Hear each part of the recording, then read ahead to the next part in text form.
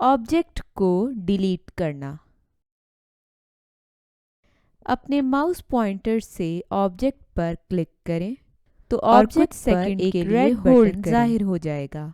अब आप इस रेड बटन पर क्लिक कर दें तो ऑब्जेक्ट स्टेज से डिलीट हो जाएगा।